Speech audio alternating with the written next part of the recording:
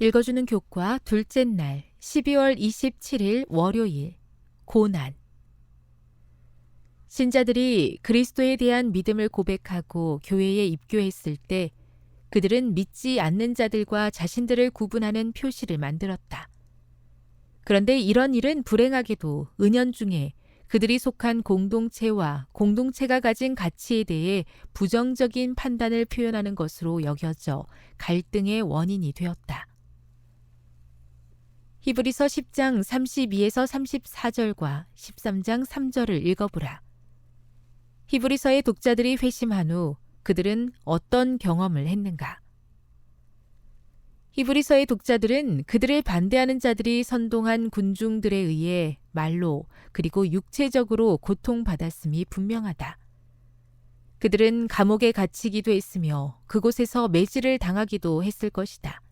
왜냐하면 당시 관리들은 증거를 수집하는 동안 합법적인 절차를 거치지 않고도 형벌을 승인하고 투옥할 수 있는 권한이 있었기 때문이다.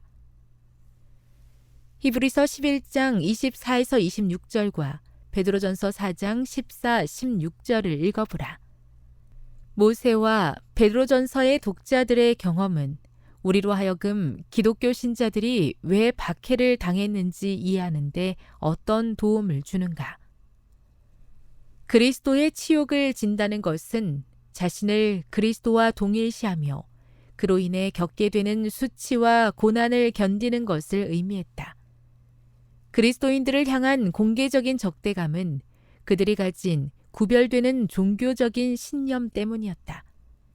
사람들은 자신들이 이해할 수 없는 종교적 관습들 또는 자신들을 죄책감에 빠지게 하며 부끄럽게 만드는 생활 방식이나 도덕적 가치로 인해 불쾌감을 느끼곤 한다.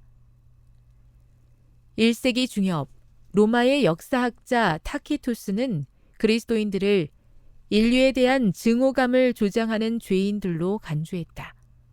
이와 같은 비난의 정확한 이유가 무엇이었든지 간에 바울의 편지를 받았던 사람들을 포함한 초대 교회의 많은 그리스도인들은 그들의 믿음으로 인해 고난을 받고 있었다.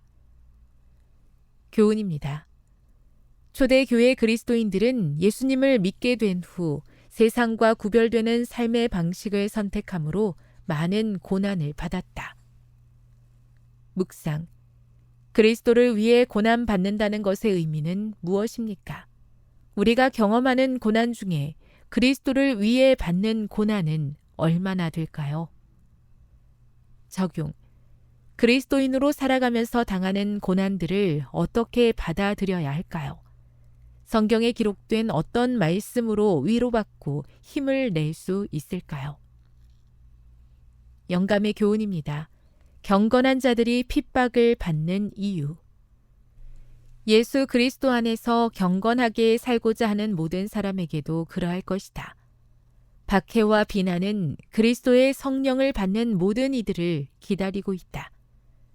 박해의 성격은 시대와 더불어 변하나 그 원칙, 그 기초가 되는 정신은 아벨 이후로 언제나 주의 택하신 사람들을 살해한 바로 그 정신이다.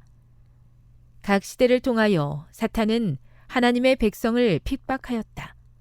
사탄은 그들을 고문하고 사형에 처하였으나 그들은 죽음으로 승리자가 되었다. 사도행적 576. 예수님을 믿는다고 하면서도 세상과 구별되지 않는 삶을 살며 나태함과 안락함에 빠져들고 있지는 않은지요. 비록 어렵다 할지라도 하나님께서 요구하시는 거룩한 삶을 살기 위해 믿음의 선한 싸움을 싸우는 그리스도인이 되게 해 주시옵소서.